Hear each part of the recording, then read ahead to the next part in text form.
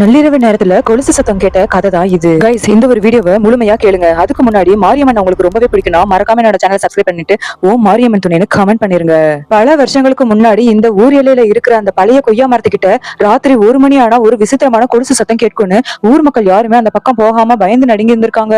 அந்த சமயத்துல ஊருக்கு புதுசா வந்த ஒரு வாலிபர் இதெல்லாம் வெறும் கட்டுக்கதைன்னு நினைச்சுக்கிட்டு ஒரு நள்ளிரவு நேரத்துல தைரியமா அந்த மரத்துக்கடியில போய் நின்று இருந்திருக்காரு. நேரம் சரியா 1 மணி ஆனப்போ சலங்க சலங்கன்னு கொலுசு சத்தம் கேட்டிருக்கு. அவருக்கு ரொம்பவே பயந்து போயிட்டு இருக்காரு. திடுக்கிட்டு திரும்பி பார்த்த அந்த வாலிபர் அங்க ஒரு வயசான பாட்டி பார்வையில்லாத கண்களோட கால்ல கனமான பழைய வெள்ளி கொலுசுகளை போட்டுக்கிட்டு அந்த மரத்தை சுத்தி சுத்தி வரத கவனிச்சிருந்திருக்காரு. யாரும் வழிபோக்கணும்னு நினைச்சு அந்த பயத்துல உறிஞ்சு போய் நின்னப்போ அந்த பாட்டி மெல்ல இவர்கிட்ட வந்திருக்காங்க. அவரோட கையை தொட்ட அந்த பாட்டி, மகனே, இந்த ஊர் பிள்ளைங்களுக்கு எந்த கெடுதலும் வராம நான் தான் காவல் காத்துக்கிட்டு இருக்கேன், நீ பயப்படாதுன்னு சொல்லிட்டு சில நொடியிலேயே காத்தோட காத்தா மறைஞ்சு போயிட்டாங்களாம். இந்த விஷயத்தை தெரிஞ்சுக்கிட்ட மக்கள் அன்னையில இருந்து அந்த கொலுசு சத்தத்தை கேட்டு பயப்படாம அது தங்களை காக்குற எல்லையம்மனோட சத்தம் தான் தெரிஞ்சுக்கிட்டு வழிபட ஆரம்பிச்சிட்டாங்களாம். இப்போ அந்த ஊர்ல ஒரு பெரியம்மன் கோயிலும் இருக்கு.